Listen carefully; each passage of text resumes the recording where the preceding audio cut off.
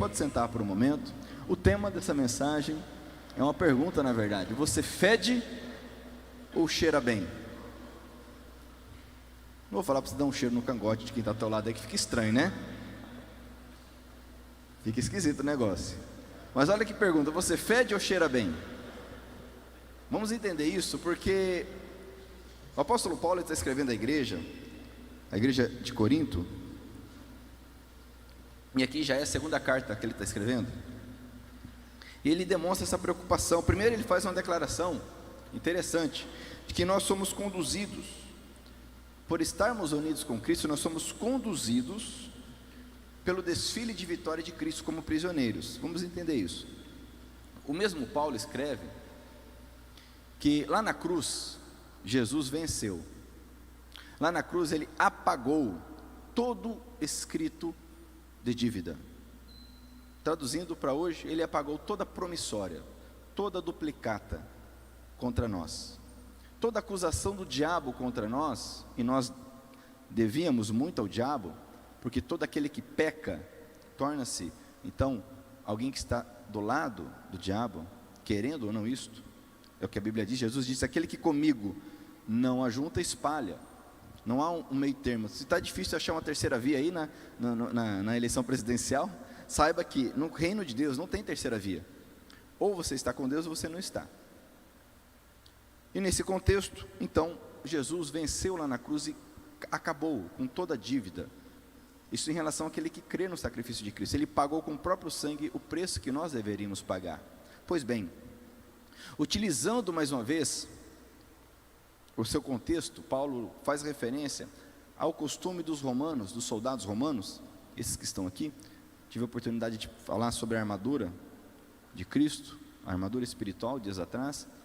E Paulo, ele tendo em mente o exército romano, ele fala: olha, nós fomos levados por Cristo no seu desfile de vitória, porque o exército romano, quando ele vencia, ele fazia a entrada triunfal em Roma, e levando os prisioneiros, levando os bens ganhos, vencidos, saqueados, dizendo: esses agora são meus, esses agora são nossos. Você já deve ter visto em filme isto, naquele filme Gladiador. Quem assistiu o filme Gladiador?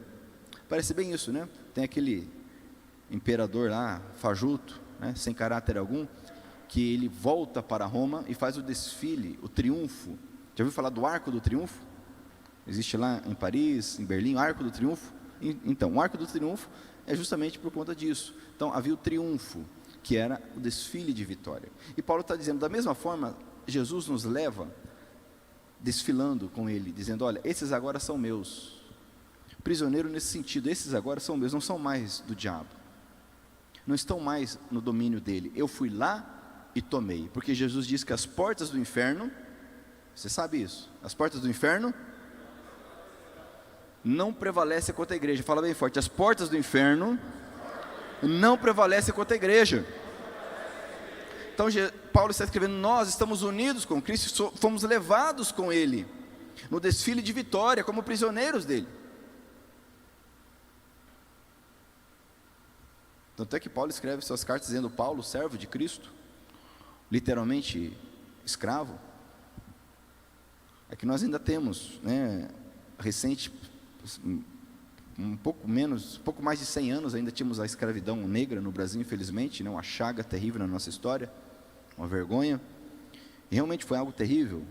Mas nós temos um outro contexto aqui de servidão, não vou entrar nesse ponto agora, mas nós estamos unidos com Cristo Jesus. Mas esse também não é o ponto dessa mensagem. Paulo, ele continua dizendo: olha, como um perfume que se espalha por todos os lugares, somos usados por Deus para que Cristo seja conhecido por todas as pessoas. O desejo do Senhor é que Cristo seja conhecido. Não é a Igreja Batista Vale do Iviema, não é a religião esta ou aquela. O desejo do Senhor é que Cristo, a obra de Cristo, seja conhecida como um perfume por onde os cristãos estiverem. Infelizmente, não vemos isto na maioria das vezes, mas esse é o desejo do Senhor. Como um perfume, querendo ou não, nós exalamos um cheiro, fisicamente e espiritualmente. Estamos falando agora espiritualmente. Nós exalamos um cheiro espiritual. que pode ser um aroma agradável ou um fedor. É interessante essa questão do aroma agradável e do fedor, porque Paulo está dizendo, olha, que no versículo 10, aliás, peraí, pulei aqui, no versículo finalzinho do 14, como um perfume que se espalha por todos os lugares, somos usados por Deus, para que Cristo seja conhecido por todas as pessoas. Versículo 15, porque somos como o cheiro suave do sacrifício que Cristo oferece a Deus, cheiro que se espalha entre os que estão sendo salvos e os que estão se perdendo, ou seja, o cheiro chega para todo mundo. A questão é, como que a pessoa recebe isso? Se nós estamos exalando o perfume agradável para Deus, isso não impede as pessoas receberem um perfume ou um cheiro desagradável, isso vai da disposição do coração delas. Olha o que diz aqui, para os que estão, versículo 16, para os que estão se perdendo, é um mau cheiro, que mata. O cheiro de Cristo não é agradável para aqueles que estão contra o Senhor, para aquele que está se perdendo, não é agradável o cheiro da santidade, o cheiro da separação, porque santidade é isso, é separar-se. Esse cheiro não é agradável, as pessoas sentem-se incomodadas, irritadas, esse cheiro não é agradável, ainda que para o Senhor seja agradável. Mas, diz aqui, é um mau cheiro que mata, mas para os que estão sendo salvos, é um perfume muito agradável que dá vida. A minha pergunta é, você fede ou cheira? Eu estou fedendo ou cheirando? A resposta é depende. Depende. A minha preocupação tem que ser o Senhor. Para Deus, eu estou fedendo ou cheirando? Olha que interessante essa questão do aroma. Abra comigo a sua Bíblia, lá em Gênesis, lá no início, lá no primeiro livro da Bíblia. Olha que coisa interessante. Aqui nós temos, no capítulo 8 do Gênesis, é o primeiro livro da Bíblia. Se você nunca leu Gênesis, vai começar agora. Tem uma frase que a gente gosta muito no currículo Hombridade, eu pelo menos gosto muito, que é uma pergunta na verdade, né? Que é assim, quando foi, olha que interessante essa pergunta, quando foi a última vez que você fez algo pela primeira vez? Olha que pergunta. Quando foi a última vez que você fez algo pela primeira vez? Nós não podemos nos acomodar, nós não podemos ficar contentes com o status quo, nós precisamos ser agentes transformadores, e para isso precisamos ser transformados dia a dia, não nos acomodarmos. Tem muita coisa para Deus fazer na tua vida ainda, amém? Amém? Mas isso não é para homens acomodados, homens covardes, homens preguiçosos, isso é para homens dispostos. Você já com certeza acompanhou, serviu as Forças Armadas, ou acompanha filmes, séries, enfim, que o treinamento é constante, não se acomoda, porque se acomodar, o que vai acontecer? Ficará despreparado, enferrujado. Temos acompanhado aí a revolução que está causando a guerra lá na Ucrânia, por conta dos países europeus estão se rearmando e colocando em prontidão as suas reservas. O que é colocar em prontidão as reservas? É um outro contexto, uma outra logística, em que os reservistas estão treinando, estão se preparando, ou seja, porque se não se preparar, pode ter 1.000, 2.000, 100.000 reservistas, tudo acomodado, fazendo outras coisas, desatentos, o que vai adiantar? Nada. Melhor 100 bem preparados, já dizia lá o Leônidas dos 300, né? Melhor os 300 bem preparados, do que aqueles milhares de escravos que o rei persa tinha ao seu dispor. Mas vamos lá, aqui em Gênesis capítulo 8, versículo de número 20, o contexto aqui é o seguinte: Noé saiu da arca. Você sabe a história de Noé? A história de Noé não é uma fábula, não é uma lenda, não é historinha para crianças. A história de Noé é real, ok? Deus chegou no limite com a humanidade, assim como em breve vai acontecer novamente, conforme as escrituras dizem, e falou: não há mais como suportar o homem, porque o pensamento do seu coração é constantemente mau, ele tende para o mal.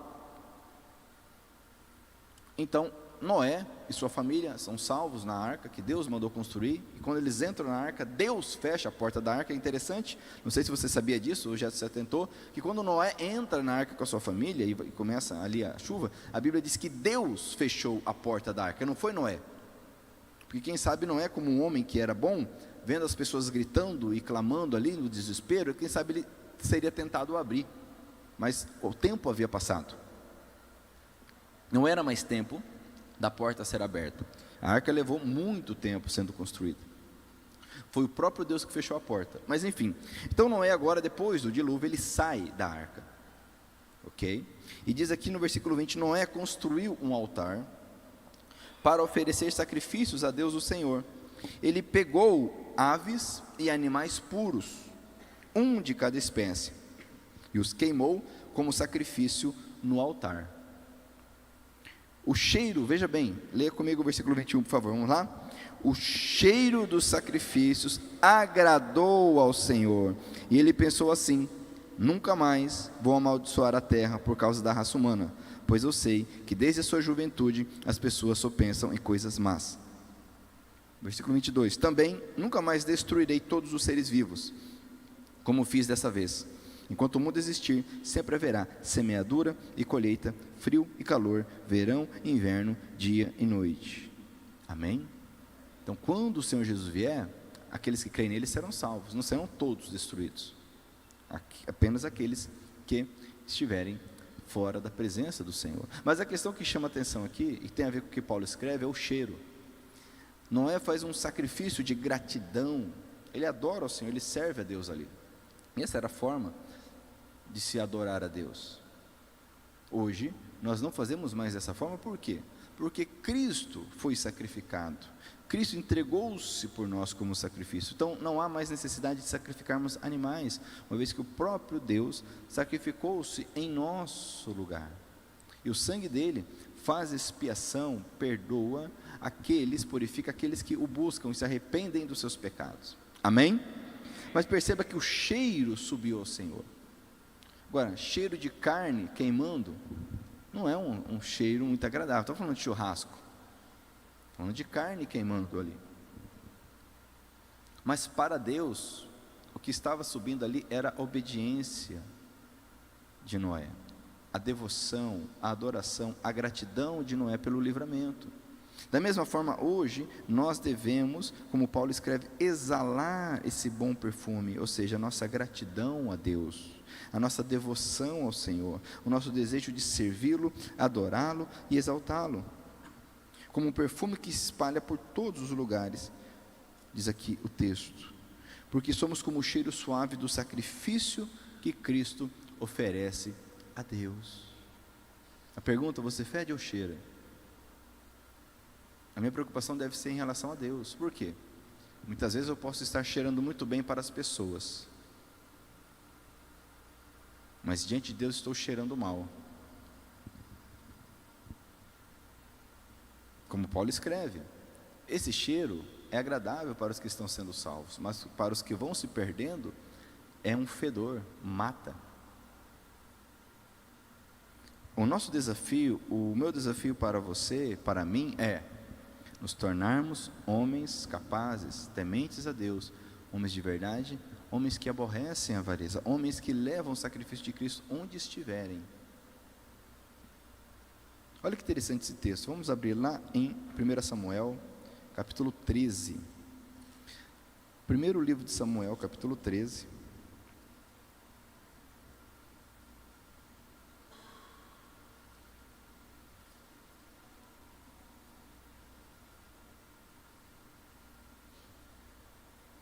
Capítulo 13 de Samuel. Aqui está narrando o início do reinado de Saul, o primeiro rei de Israel. Um homem que depois desviou-se, um homem que depois se perdeu, mas começou bem. Aqui no versículo 3 diz que Jonatas era filho de Saul. Israel ali estava sendo oprimido, cercado pelos filisteus, já há anos, décadas. Jonatas, versículo 3 diz aqui que Jonatas matou o comandante filisteu em Geba, e os filisteus ficaram sabendo disso. Aí Saul mandou mensageiros para tocarem corneta por todo o país. Esse chofar que você viu tocando aí, que o Damir estava tocando, né, que não é um berrante, se chama chofar, é um instrumento. O berrante ele é formado por vários chifres, você sabe disso, certo? Emendados. O chofar é uma peça só. Então esse chifrão que você viu aí é uma peça só, você imagina o tamanho do animal, né? Enfim, então o chofar, tocando cornetas, chofar por todo o país, chamando os hebreus para a guerra. E todo o povo, o versículo 4, é o que eu quero te chamar a atenção aqui. E todo o povo ouviu esta mensagem. Foi uma mensagem: Saul matou o comandante dos filisteus. E agora eles estão com ódio, diga assim, estão com ódio dos israelitas. Então o povo respondeu ao chamado e foi juntar-se a Saul em Gilgal. Eu quero enfatizar aqui que eles estão com ódio. Lá no texto hebraico, no original, está escrito literalmente: nós estamos fedendo para os filisteus. Quando mataram o capitão dos filisteus, quando eles se posicionaram para libertar o povo, o inimigo começou a sentir um mau cheiro, começou a incomodar, o cheiro da liberdade, o cheiro da resistência, o cheiro da luta para implantar o reino de Deus, o cheiro para viver a promessa que Deus deu a Abraão, lá no capítulo 15 de Gênesis, que aquela terra seria da sua descendência. Começaram a se levantar contra os filisteus. O mau cheiro subiu diante dos inimigos. Quando diz aqui, eles estavam com ódio, literalmente o povo de Israel tornou-se fedido, começou a feder diante dos filisteus. Como Paulo escreve, estavam exalando um cheiro para o povo que estava sendo salvo, um cheiro agradável. Para os inimigos, os que estão se perdendo, um fedor, um asco. Não há como misturar, amados. Não há como misturar. A Bíblia diz que nós devemos ser sal e luz dessa terra. Eu não estou falando de pessoas, não estou falando de excluir pessoas, ok? Não estou falando de nós ignorarmos, desprezarmos pessoas. Estou falando de condutas, princípios, valores que nós precisamos viver. E naturalmente isso vai exalar um cheiro. Ok? Se você veio do trabalho direto para o culto, não sei se alguém veio aqui, eu vim, certo? Não sei qual foi o seu trabalho, quem sabe você não está tão cheiroso assim, né? Isso é natural, não precisa você fazer esforço para isso. Ou você tomou um banho, passou um perfume e veio. Você está exalando um aroma, naturalmente, querendo ou não, nós vamos exalar um cheiro. A questão é, diante de Deus, o que nós estamos exalando? Essa é a pergunta de hoje. Será que nós estamos cheirando mal para Deus? Ou estamos cheirando mal para aqueles que se perdem? Porque os que se perdem não são piores do que nós. Os que se perdem simplesmente estão se perdendo, assim como nós estávamos. E os que se perdem hoje, se quiserem, porque a Bíblia diz no dia que se chama hoje, se você se arrepender, será salvo. Amém? Agora o detalhe, a Bíblia diz: aquele que está em pé, cuide para que não, olha só, veja bem, eu gosto demais dessa dinâmica do cheiro, porque ao mesmo tempo que eu estou agora cheiroso, vamos supor, como eu disse, eu vou ao trabalho, passo o dia trabalhando, volto para casa, eu não estou mais cheirando como antes, não é verdade, sim ou não? Tanto que precisamos tomar banho. O brasileiro tem um hábito de tomar banho em regra todo dia, né? Mais de uma vez por dia. Isso é raro, isso não é, no mundo isso é raro, tá, gente? Não sei se você já parou para ver sobre isso aí. O brasileiro ele tem uma média aí de 4 a 5 banhos por semana. Isso é muito, muito acima da média mundial. E nós aprendemos a tomar banho, sabe com quem? Quem sabe aí? Com os índios. Nós aprendemos a tomar banho com os índios. Os portugueses, quando vieram, aprenderam a tomar banho com os índios. Os portugueses não tomavam banho. Sabe quando eles tomavam banho? Quando o médico mandava, isso a cada 10 anos, 15 anos. Verdade, não é exagero, não é exagero. O Dom João, que veio, né, fugiu de Napoleão Bonaparte, não há um registro de banho dele. Não há um registro de banho dele em toda a sua vida. É normal. Nós somos diferentes. Mas enfim, mas pensa comigo, o seguinte, eu estou cheiroso, melhor dizendo, no material, no natural. Para mim ficar fedido, demora? Eu preciso me esforçar para ficar fedido? Se eu não tomar banho, se eu não me perfumar, naturalmente vai acontecer, e não demora, sim ou não? para estarmos cheirosos diante de Deus, para exalarmos o bom perfume de Cristo, nós precisamos ser constantes. Diga assim comigo, constante. Diga assim, não recuar. Diga assim, não arredar o pé. Amém? Quando falamos de Efésios capítulo 6 sobre a armadura espiritual, nós falamos disso. Precisamos resistir até o fim, tomar a posição no campo de batalha. Você já viu o filme? Quando vem a ordem, vocês não podem deixar esse lugar. Tem que resistir até o último homem. Não pode deixar tomar esse lugar. E a guerra é cheia de história assim. E aquela guerra foi ganha porque em algum lugar ali teve uma batalha, morreu todo mundo, mas não arredaram o pé. E por conta disso ganharam a guerra. O problema é que nós, muitas vezes, somos muito Nutella. Qualquer coisinha já abre o bico. Qualquer coisinha já dá um passo, 2, 3 para trás. E o inimigo, ó, toma o lugar. E para tomar depois dele? Usando um paralelo aqui da Ucrânia.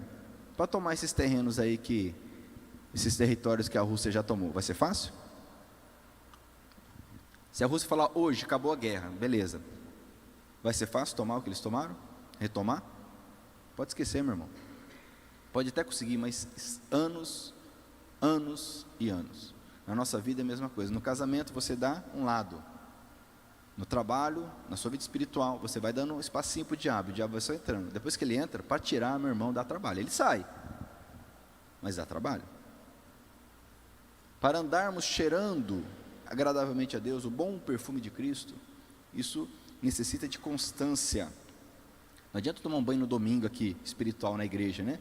Agora estou pedi perdão, vim no culto, glória a Deus, me quebrantei, né? Só tomei paulada ali com a palavra, mas foi bom precisar, beleza. Aí só domingo que vem de novo. Toma banho domingo e fica a semana toda sem tomar banho. Alguém consegue aqui? A gente é mal acostumado, a gente brasileiro é mal acostumado, né? Toma banho todo dia. Você consegue ficar uma semana sem tomar banho? E não deu para ir no culto domingo, 15 dias. Você fica 15 dias sem tomar banho? Tua esposa dá aquele cheirinho em você ficar 15 dias sem tomar banho? Acho que não, né? Mas espiritualmente nós fazemos isso e não percebemos, começamos a feder. Foi o caso de Saul. Saul aqui estava cheirando mal, fez o povo de Israel cheirar mal perante os inimigos. Isso é bom, sinal que estavam cheirando bem para Deus. Porém, logo depois, você vai acompanhar, não vamos ler aqui, mas você vai perceber no capítulo seguinte, ele já começa a sair do trilho. Dali a pouco, ele já está fora do trilho, e dali a pouco, ele perde o que Deus tinha dado a ele. Da mesma forma que eu saio de casa cheiroso, porque eu tomei banho e me perfumei, e volto, depois de um dia de trabalho, precisando tomar outro banho. Então, se eu não vigiar, você não vigiar, nós não conseguiremos exalar o bom perfume de Cristo por muito tempo. E esse é o nosso desafio. Está vendo essa foto? Eu gosto muito dessa imagem, porque ela é real. É uma ilustração de uma formação real do exército romano. Como é que chama essa formação aí? Quem sabe? Eu já falei no culto aqui. Tartaruga. Ou testudo. Testudo ou tartaruga. E essa formação que eles faziam, está vendo o tamanho do escudo? E Paulo diz que o escudo da fé, a fé deve ser o nosso escudo, de forma que seremos capazes de apagar os dardos inflamados do maligno, ou seja, flechas pegando fogo. Já viu em filme? Os caras estão embaixo da muralha ali, e os caras tacando fogo em cima, flecha, e aqueles negócios quente. Eles faziam isso aí, ó. Porque o escudo é desse tamanho, grudava no outro, e não dava lado, não dava brecha. Copiaram dos gregos, né? Você já viu no filme lá dos 300, que os gregos faziam a falange, né? Montavam a falange. Eles copiaram. Os romanos copiavam quase tudo e aperfeiçoavam, faziam o melhor depois. Eles eram muito práticos, não ficavam com frescura não. É legal, vamos fazer, só que aperfeiçoavam. Na nossa vida espiritual não é diferente, precisamos, a Bíblia diz, examina tudo, retém o que é bom. Retém o que é bom, não fica perdendo tempo não, com o que não presta, com o que não vai te levar a nada, com o que rouba o seu tempo, rouba o seu esforço, a sua força. Não perca tempo, examina tudo, mas retém o que é bom. Paulo, usando novamente a analogia da luta, ele diz, eu me esforço de tal forma para que eu não me veja lutando contra o vento, dando soco no ar, me cansando à toa. Quantos de nós estamos cansados porque estamos lutando à toa, a luta errada, a batalha errada, e além de tudo estamos fedendo. Então, meu irmão, se você porventura está exalando o cheiro que eventualmente não é agradável às pessoas ao seu redor, a princípio não é um problema se esse cheiro é agradável a Deus. Jesus foi crucificado, que ele incomodava, a presença de Jesus incomodava. Você vai ler nos evangelhos que várias vezes as pessoas falavam: vamos prender esse homem, vamos matá-lo. Não faziam porque não chegava o tempo, não era o momento. Porque Jesus, ele não foi preso, ele se entregou. A Bíblia deixa isso de forma muito clara. Ele se entregou. Não foi surpreendido, estava lá orando, veio à noite, o pessoal prendeu Jesus no susto. Não, de forma alguma, não foi isso que aconteceu. Amém? Quem está entendendo diz glória a Deus. Abra comigo a sua Bíblia no Salmo de número 51.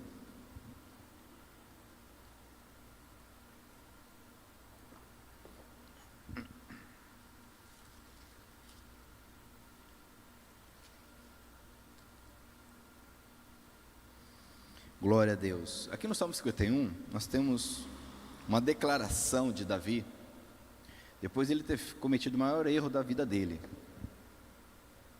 Davi cometeu o maior erro da sua vida e teve consequências terríveis ao longo da sua vida. Sua família foi afetada, o seu reino foi afetado, porque ele não somente cometeu adultério, mas ele matou o marido da mulher para ficar com ela. Mas ele arrependeu-se. Vieram as consequências. Deus não passa pano para ninguém, como diz aí o jargão do mundo. Ele perdoa, mas existem consequências. As consequências vieram.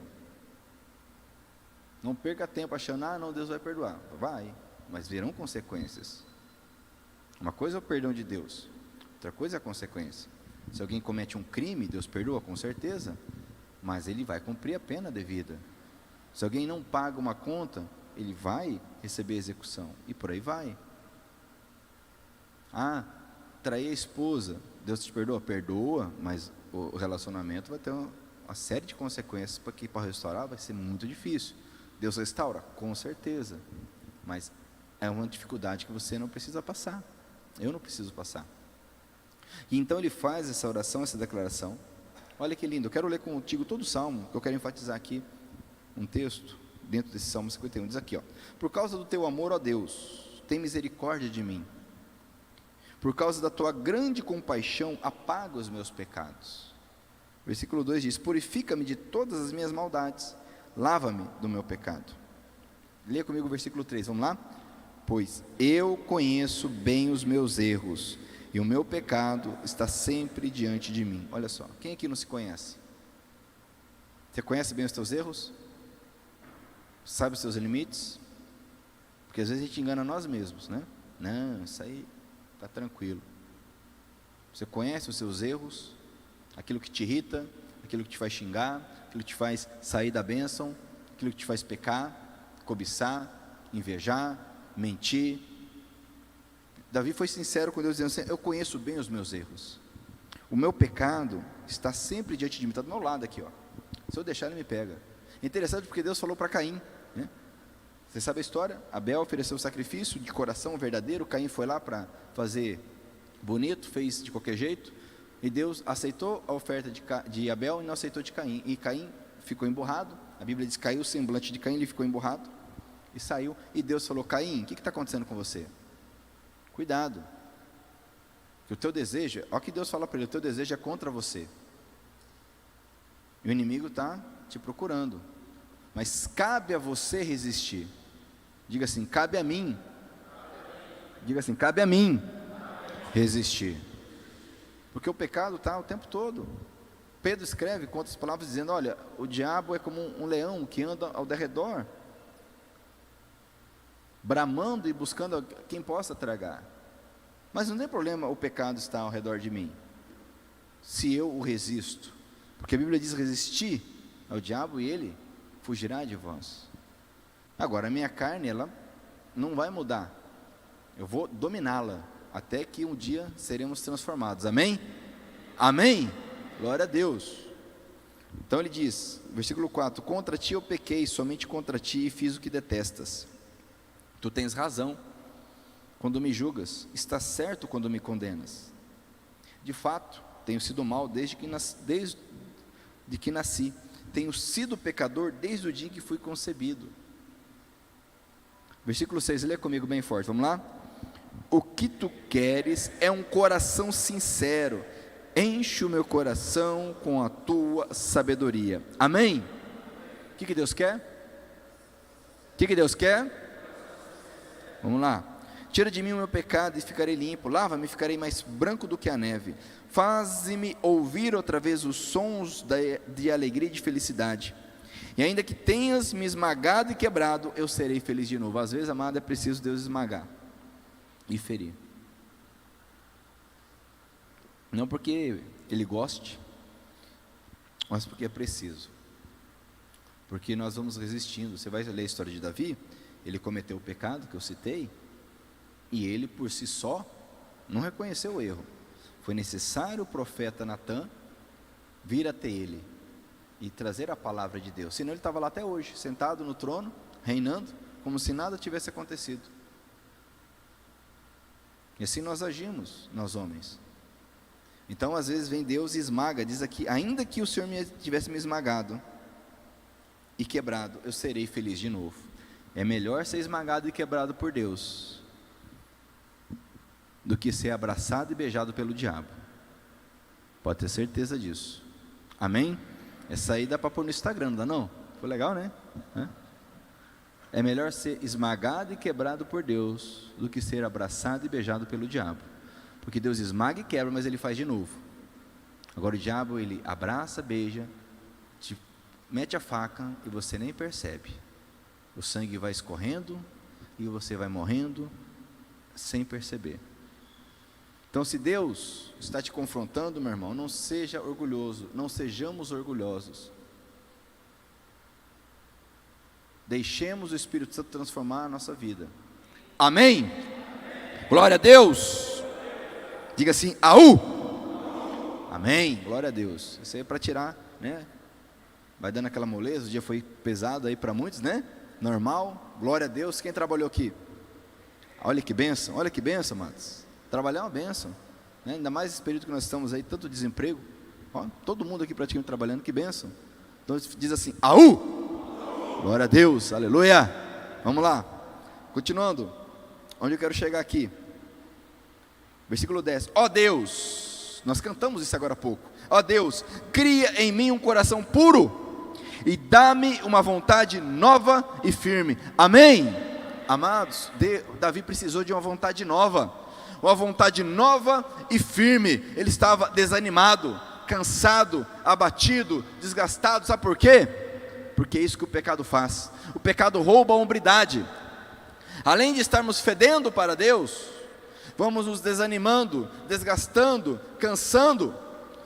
Davi fala, Senhor, me dá uma vontade nova. Por isso que nós falamos, aú, cheio de vontade, amém? Imagina, aú, né? Não dá, né? Esquisito o negócio, né? Né, Júnior? Não dá, né? Ou faz um aú aí, aú, não dá, né? Deus nos enche de vontade, de poder. A Bíblia diz que Ele renova nossas forças. Ele renova nossas forças. E nós precisamos ser renovados todos os dias. Amém? Senão a gente começa a feder. Olha só. Cria em mim um coração puro. Nós cantamos isso. Cria em mim, ó Deus, um coração puro. Gera em mim um espírito inabalável. Aqui traduzido por uma vontade nova, firme. É interessante porque quando ele diz aqui, cria em mim, esse verbo aqui, criar, é um verbo que é usado na Bíblia, no hebraico, só para Deus. Só Deus pode criar da forma que está escrito aqui. Então, por exemplo, se um homem cria um objeto, um móvel, um prédio, é outra palavra utilizada. Quando diz lá que no princípio criou Deus os céus e a terra, é o mesmo verbo que está sendo traduzido aqui por criação, por criar. Só Deus pode criar um coração puro, um coração novo, um coração inabalável. Amém? Só Deus. Só Deus. Se nós nos arrependermos, nos quebrantarmos, nos entregarmos diante dEle, não tem outra solução. Não é um coração melhorado, reformado, não é um puxadinho no coração, é uma novidade de vida. Se alguém está em Cristo Jesus, é uma nova pessoa. Paulo escreveu aos Coríntios, Esses coríntios davam trabalho, desde aquela época. Oh, meu Deus, misericórdia, né, Vladimir? Se alguém está em Cristo Jesus, é uma nova pessoa, uma novidade de vida, amém, povo de Deus? Cria em mim um coração puro e dá-me uma vontade nova e firme. Não me expulses da tua presença, nem tires de mim o teu Santo Espírito. Dá-me novamente a alegria da tua salvação e conserva em mim o desejo. Conserva em mim o desejo de ser obediente. Conserva em mim o desejo de ser obediente. Só obedecemos a Deus, amados, se nós estivermos em comunhão com Ele. Senão nós perdemos o desejo, perdemos a vontade, perdemos a coragem, perdemos a ousadia. E dali a pouco estamos andando conforme o mundão. E tudo é normal e tudo está certo. Não há hombridade, não se levanta, não é ousado, não tem coragem. O filho está vendo um monte de porcaria, o pai não tem a ousadia, a hombridade, a coragem de ensinar com firmeza e com amor o que é certo. Fazer o quê nessa? Assim mesmo, essa gurizada, né? Difícil mesmo, né? Deus vai perguntar para você, lá no dia: o que você fez com os filhos que eu te dei? Porque nós vamos prestar conta de tudo que nós recebemos de Deus. A Bíblia diz, até das palavras que nós dizemos, Deus vai cobrar, não vai prestar contas. E aí? Agora, se eu não tiver o Espírito Santo de Deus, eu perco a vontade de ser obediente, o desejo de ser obediente, a firmeza, a coragem. Você sabe, você que está numa caminhada aí, quantas vezes você foi apagando, foi desanimando, dali a pouco você já estava ouvindo qualquer um, ouvindo qualquer coisa, tudo bem, é isso mesmo. Isso aconteceu com Saul. Mas voltando lá em Coríntios, para a gente encerrar, Paulo escreve, 2 Coríntios, capítulo 2,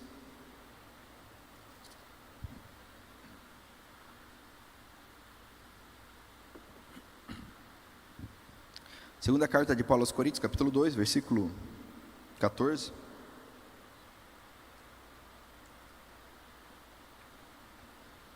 Diz assim, 14 não, desculpa, vamos mais para frente aqui. Versículo 17. Nós não somos como muitas pessoas que entregam a mensagem de Deus como se estivesse fazendo um negócio qualquer. Muitos vivem dessa forma. Vamos pegar o Brasil como exemplo. O Brasil se diz um país cristão. Longe disso, muito longe disso. É só analisar pelo que o Brasil é conhecido. Carnaval, futebol, mulherada, jeitinho brasileiro. Alguém aqui viu isso, alguma coisa disso aí na Bíblia? Então de cristão não tem nada. Mas leva fama, né? É cristão, o brasileiro tem muita fé, enfim, né? Fé, né? Na verdade é uma crendice, não é fé. Então ele diz aqui, não somos como aqueles que entregam a mensagem de Deus como se estivesse fazendo um negócio qualquer. Como você tem entregado a mensagem de Deus? E atenção aqui, o que é entregar a mensagem de Deus? Ora, quando você está vivendo, você está entregando a mensagem de Deus. Paulo escreve que nós somos as cartas vivas de Deus. Entregar a mensagem não é vir aqui na frente pregar tão somente. Lá no teu trabalho, lá na tua casa, qual a mensagem você está entregando?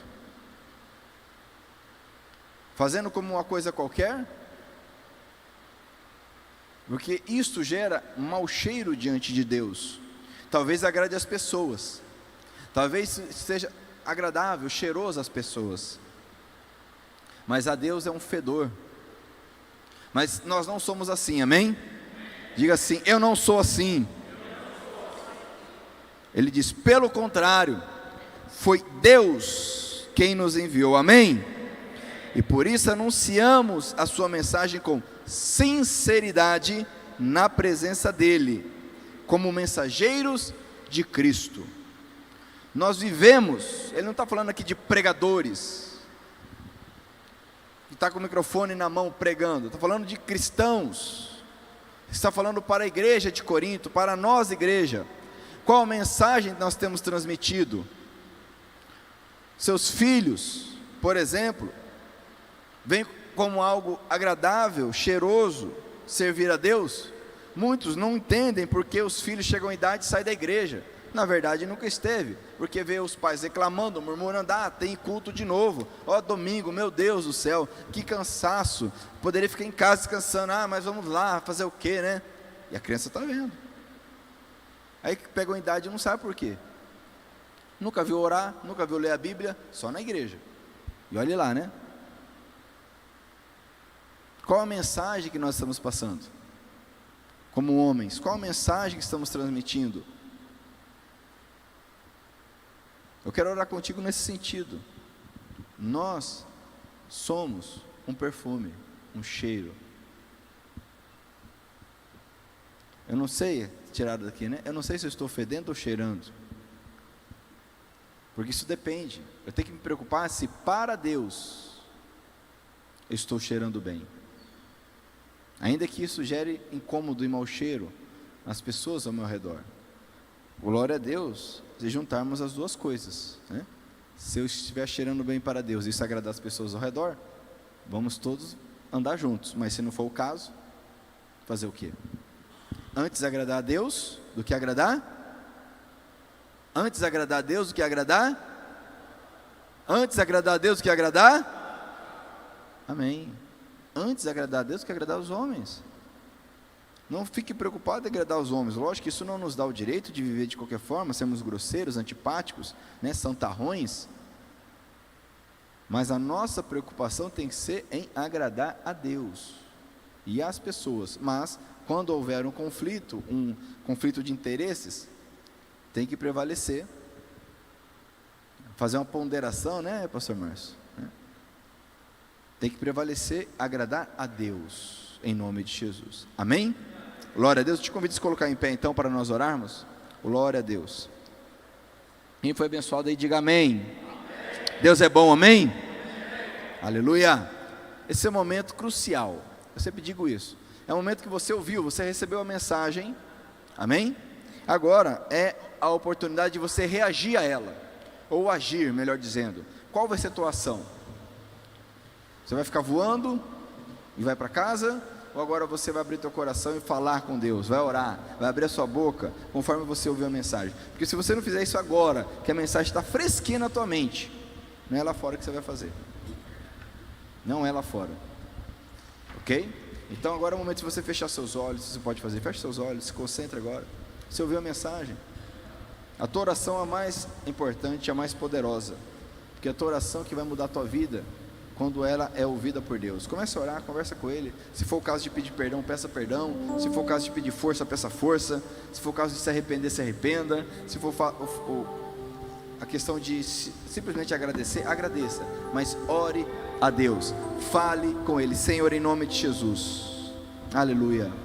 Santificado seja o teu nome, Senhor. Que venha a nós o teu reino, seja feita a tua vontade. Que venha o teu reino de paz, de alegria, justiça. Seja feita a tua vontade, que é boa, agradável e perfeita. Senhor Deus querido, nós te louvamos e te adoramos. Te exaltamos, Senhor. Te exaltamos, ó Rei da Glória. Te exaltamos, Senhor. Te exaltamos, Jesus. Quem somos nós sem ti, Senhor? Somos como um orvalho que cai de madrugada, quando chega no meio da manhã já não existe mais.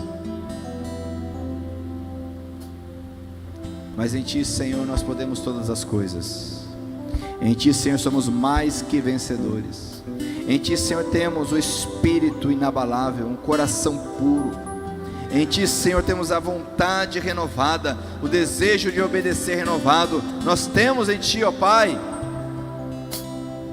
Deus da glória, Deus querido, Deus santo, Tu és bom, Tu és fiel, Tu és o meu Deus. Cria em mim, ó Deus, um coração puro, renova em mim um espírito inabalável, Senhor. Eu te peço, em cada homem aqui, cada um que está acompanhando